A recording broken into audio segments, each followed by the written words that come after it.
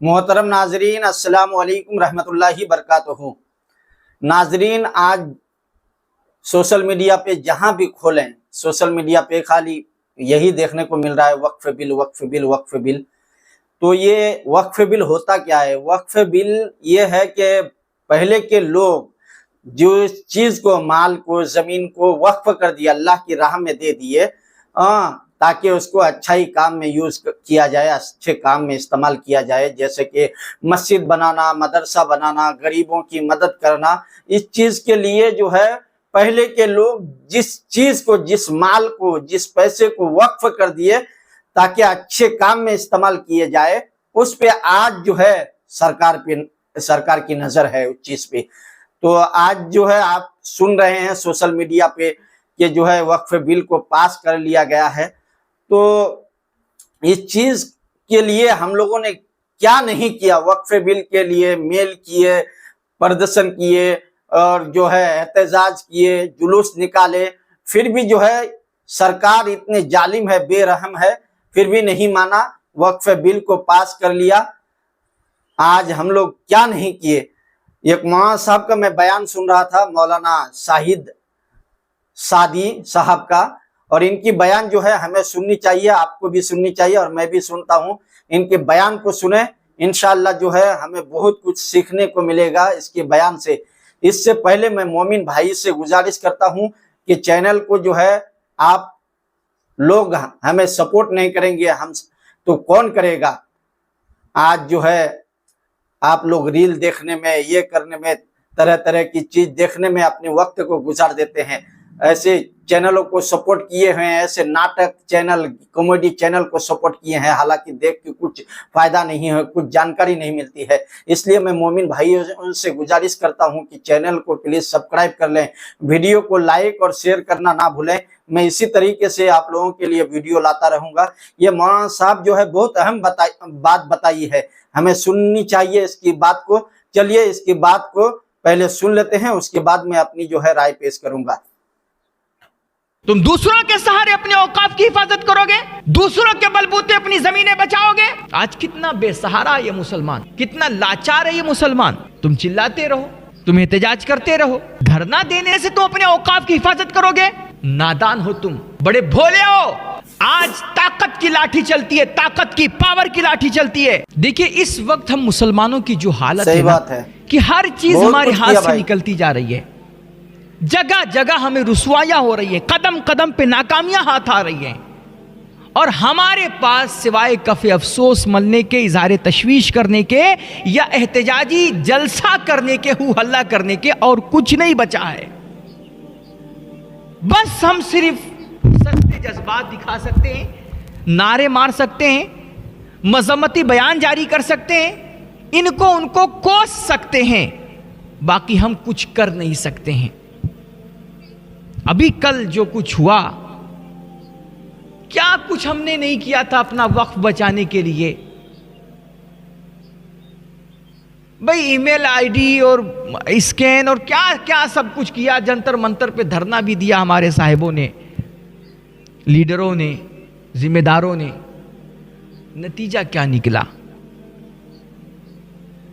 تو اس وقت ہماری آپ کی جو سچویشن ہے نا، میں نے 2 روز پہلے ایک تحریر پڑھی تھی کہیں فیس بک پر یا واٹس ایپ پر، وہ ایک افسانہ تھا، بتا رہا ہے کتنے لیکن وہ افسانہ اس وقت ہماری آپ کی جو سچویشن ہے نا اس کی بڑی زبردست عکاسی کرتا ہے۔ میرے دوستو، مجھے بہت تحریر میں لکھا تھا کہ ایک بندہ تھا، اس کے پاس کوئی ایک مرغا تھا، وہ مرغا پالے ہوئے تھا، صرف یہ مالک کا، مرغے کے مالک کا پلان بنا کہ اس مرغے کو ہم ذبح کریں گے، لیکن ایسے نہیں ذبح کریں گے، کوئی بہانہ ڈھونڈ کر کے اس کو ذبح کریں گے۔ ذبح کرنا ہے اسی طرح لیکن بہانے سے ذبح کرنا ہے۔ سپریم کورٹ نے فیصلہ، تو سوچا کیسے ذبح کروں؟ تو اس نے فطرت کے خلاف، مرغے کی فطرت کے خلاف قانون بنانا شروع کیا، اور اس کے مالک نے کہا کہ دیکھو یہ جو تم صبح صبح اٹھ کر کے اذان دیتے ہو نا، بانگ لگاتے ہو صبح صبح، کل سے تم یہ بانگ مت لگانا، ورنہ میں تم کو ذبح کر دوں گا۔ تمہاری بھی اذانوں پہ پابندیاں لگ رہی ہیں، تمہارے بھی لاؤڈ اسپیکر سے لوگوں کی نیندیں خراب ہو رہی ہیں۔ اس نے کہا کہ تم صبح صبح اٹھ کر کے، مرغے سے کہا مالک نے، کہ تم اذان مت دینا، یہ بانگ مت لگانا، ورنہ میں تم کو ذبح کر دوں گا۔ اب مرغا تھا، اس کو اپنی زندگی پیاری تھی، وہ موت کا نام سن کر کے تھر تھر کانپ گیا۔ مرغے نے کہا جی سر، جی حضور، آپ کا حکم سر آنکھوں پر، میں بانگ نہیں لگاؤں گا۔ صبح ہوئی، مالک نے دیکھا تو مرغے نے بانگ نہیں لگائی۔ اب مالک کو تو ذبح کرنا ہے، اب مرغے نے بانگ نہیں لگائی، حکم مان لیا، اب کیسے ذبح کرے؟ تو مالک نے ایک دوسرے دن ایک دوسرا قانون اس پہ لاگو کیا۔ صحیح کہا بات، دیکھو تم بانگ نہیں لگا سکتے، لیکن صبح صبح تم پر اپنا پھڑپھڑاتے ہو نا، پر یہ جو تم اپنا ڈنک پنکھ پھڑپھڑاتے ہو یہ بھی مت پھڑپھڑانا، اس سے بھی ہمیں تکلیف ہوتی ہے۔ اگر تم نے کل صبح یہ پر اپنا پھڑپھڑایا تو ہم تم کو ذبح کر دیں گے۔ مرغے نے کہا جی حضور، ہم پر بھی نہیں پھڑپھڑائیں گے۔ دوسرا دن ہوا تو مرغے نے نہ اذان دی نہ پر پھڑپھڑایا، لیکن یہ ہے کہ اس نے اپنی گردن، فطرت ہے بھائی، تو اپنی گردن اس نے اونچی نیچی کی، کچھ ادھر ادھر ایٹھا ویٹھا، تھوڑی حرکت کی، اور پھر بیچارہ چپ چاپ سو گیا۔ تو اب اس کے مالک نے کہا کہ یار یہ تو ہمارا یہ بھی حکم مان گیا، اب ہم کیسے ذبح کریں؟ اس نے پر بھی نہیں پھڑپھڑایا، لیکن اس نے گردن لمبی کی ہے۔ تو اس نے تیسرے دن تیسرا قانون لگایا کہ دیکھو تم اب آئندہ اپنی گردن بھی لمبی مت کرنا، ورنہ میں تم کو ذبح کر دوں گا۔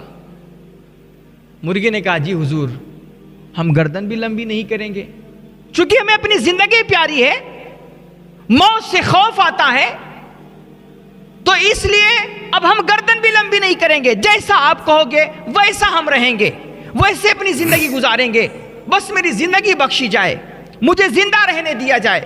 مالک نے کہا کل سے تم اپنی گردن لمبی مت کرنا۔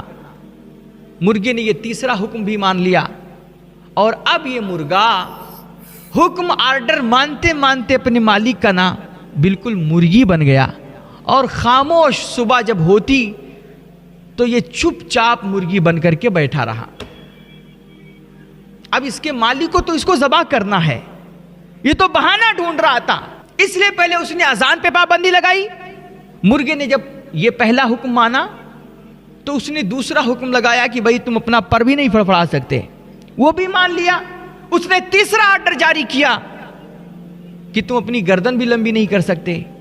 جب مرغا وہ بھی مان لیا نا، تو اب اس کو مارنے کا کوئی طریقہ سمجھ میں نہیں آ رہا تھا، تو اس نے ایک اور چال چلی، چونکہ مارنا تھا نا، اس لیے اس نے کہا کہ دیکھو اب تمہیں کل سے انڈا بھی دینا پڑے گا۔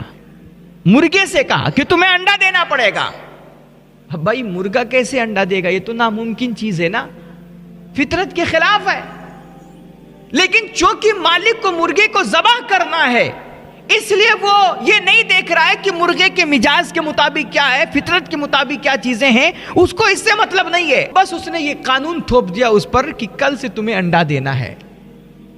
اب بھائی یہ انڈا تو مرغا دے نہیں سکتا، اس لیے اب اس کو اپنی موت صاف نظر آنے لگی، اور جب مرغے کو اپنی موت اپنے سر پہ ناچتی ہوئی دکھائی دی نا، تو مرغے نے رونا دھونا شروع کر دیا، شور شرابہ کرنا شروع کر دیا، چلانا شروع کر دیا۔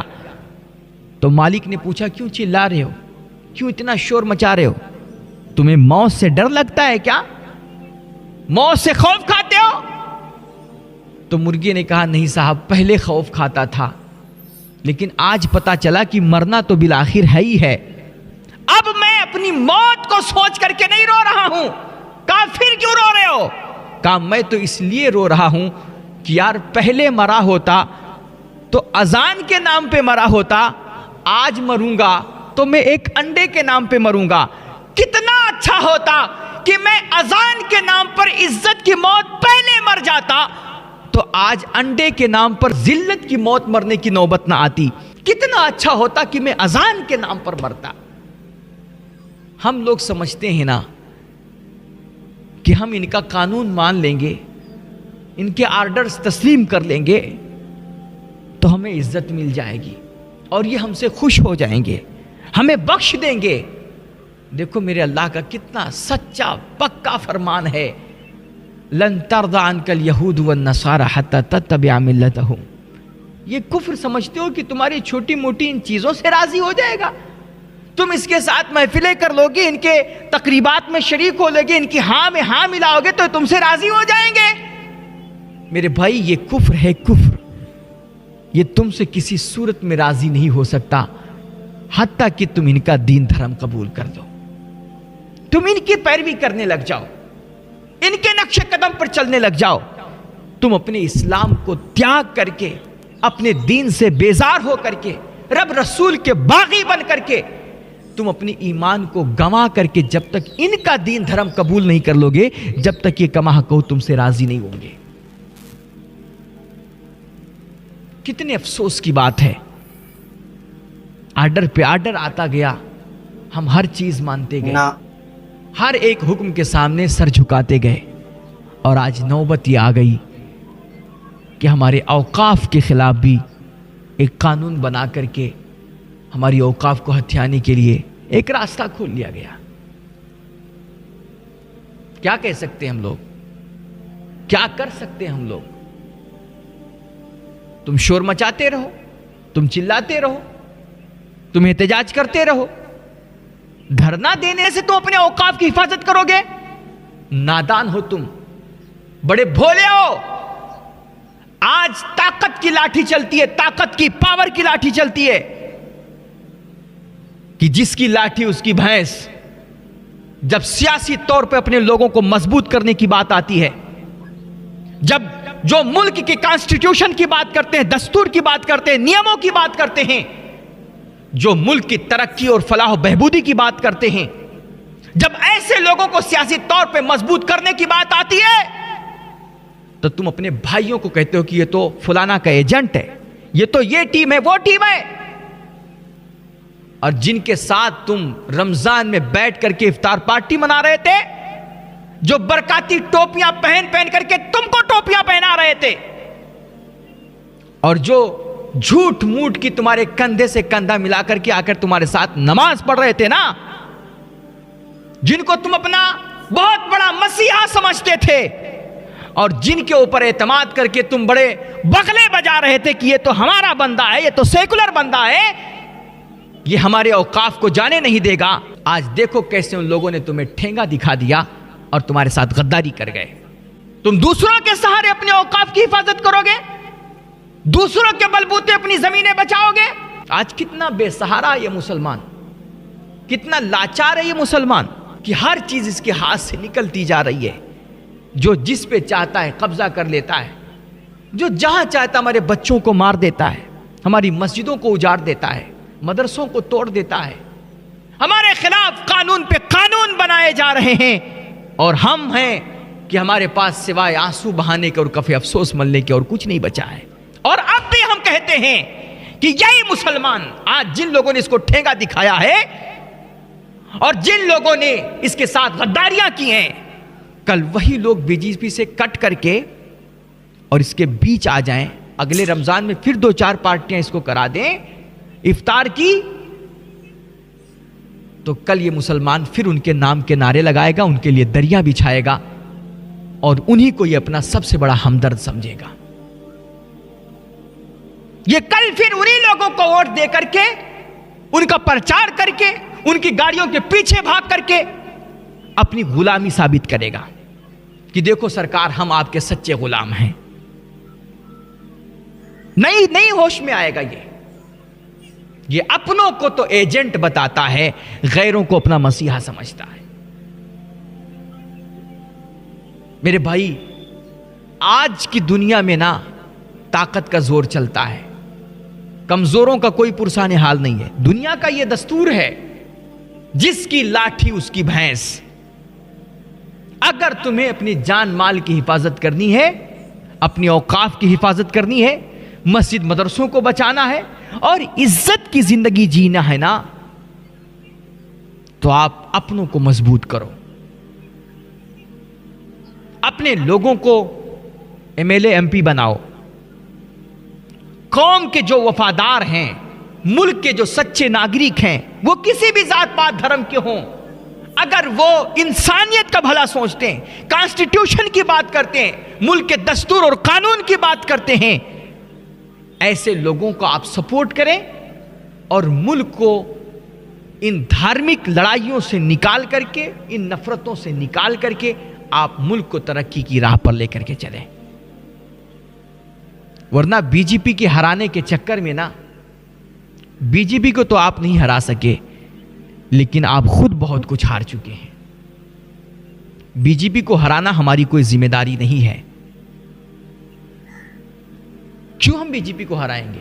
ٹھیک ہے، وہ اپنا جو کچھ اس کو کرنا ہے، اس کا اپنا ایک دستور ہے، اپنا منشور ہے، بھائی اپنے منشور کے لحاظ سے وہ اپنا کام کر رہی ہے۔ آپ کو کیا کرنا ہے، آپ اس کے بارے میں سوچئے۔ آپ کو عزت کیسے کمانی ہے، اپنی قوم کو کیسے مضبوط کرنا ہے اور اپنے ملک کو کیسے آگے بڑھانا ہے، یہ آپ کو سوچنا ہے اور اس لحاظ سے آپ کو قدم اٹھانا پڑے گا۔ خدا کے واسطے ہوش کے آنکھوں لیجئے، ورنہ پھر میں وہ شعر دہرانا نہیں چاہتا کہ تمہاری داستان تک بھی نہ ہوگی داستانوں میں۔ اللہ ہماری اس قوم کو ہدایت دے، ہماری قوم کو اللہ سوجھ بوجھ نصیب فرمائے، صحیح سمجھ نصیب فرمائے۔ اللہ ہم سب کو، ہم لوگ سچ میں بڑے پاپی لوگ ہیں یار، اللہ جانے یہ کس چیز کی سزا ہمیں مل رہی ہے۔ بڑی ڈنڈیاں ماری ہماری قوم نے، اوقاف میں کم دو نمبری، کم دھاندلی نہیں ہوئی ہے۔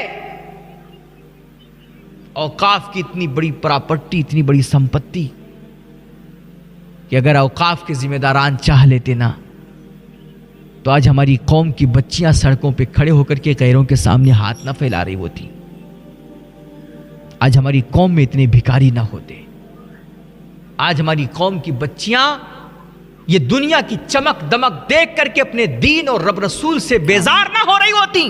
آج یہ بچیاں غیروں کے ساتھ بھاگ رہی ہے، ارتداد کا شکار ہو رہی ہے، مرتد بن رہی ہے بچیاں۔ کیوں ان کا کوئی پرسان حال نہیں ہے، کوئی ان کی حالت پوچھنے والا نہیں ہے، ان کی ضرورتوں کا کوئی خیال کرنے والا نہیں ہے۔ ہماری قوم کا امیر ہوتا جا رہا ہے اور غریب دن بدن غریب ہوتا جا رہا ہے۔ تو یہ سب جو کچھ ہو رہا ہے، اللہ کا کوئی کام حکمت سے خالی نہیں ہوتا ہے۔ یہ مال کی سزا ہے، یہ جو ڈنڈیاں ماری ہیں، جو بے ایمانیاں کی ہیں، جو حرام خوریاں کی ہیں، یہ آج اسی کی سزا ہے کہ تمہیں تھا اللہ ذلیل کر رہا ہے۔ توبہ کرو اللہ کی بارگاہ میں، آؤ رو گر گراؤ، معافیاں مانگو اللہ کریم سے، اور سوجھ بوجھ کے ساتھ، حکمت عملی کے ساتھ کوئی قدم اٹھاؤ، اپنے آپ کو مضبوط کرو، اپنی قوم کو مضبوط کرو، اپنے سماج کو مضبوط کرو، اور خاص طور پہ سیاسی لوگوں کو، اپنے جو ملک کے قوم کے وفادار لوگ ہیں، سچے ملک کے خیر خواہ ہیں، آپ ایسے لوگوں کو مضبوط کرو۔ اللہ ہم سب کو عمل کی توفیق مرحمت فرمائے۔ تو دوستو سن لیا آپ نے، اپنے قوم کو جو ہے، جو رہنما ہیں، لیڈر ہیں قوم کے، ان کو مضبوط کرو، جو ہماری بھلائی کے بارے میں سوچے، جو قانون کے دائرے میں کام کرے، ان پہ جو ہے آپ ان کی مدد کرو، ان کو ووٹ دو، نہیں تو آج جیسا دیکھنے کو مل رہا ہے ایسا ہی دیکھنے کو ملے گا۔ اور جو مولانا نے باتیں بتائی ہے، یقیناً ہمیں جو ہے غور کرنے کی چیز ہے، اس پہ جو ہے ہمیں غور کرنی چاہیے، ان کی باتوں پہ ہمیں عمل کرنی چاہیے۔ تو دوستو آج کے لیے یہیں تک، دیجیے اجازت۔ اس سے پہلے چینل کو نئے آئے ہیں تو پلیز ہمیں سپورٹ کیجیے، چینل کو سبسکرائب کر لیں۔ ملتے ہیں ایک نیکسٹ ویڈیو کے ساتھ، اگلے ویڈیو کے ساتھ، تب تک کے لیے السلام علیکم، اللہ حافظ۔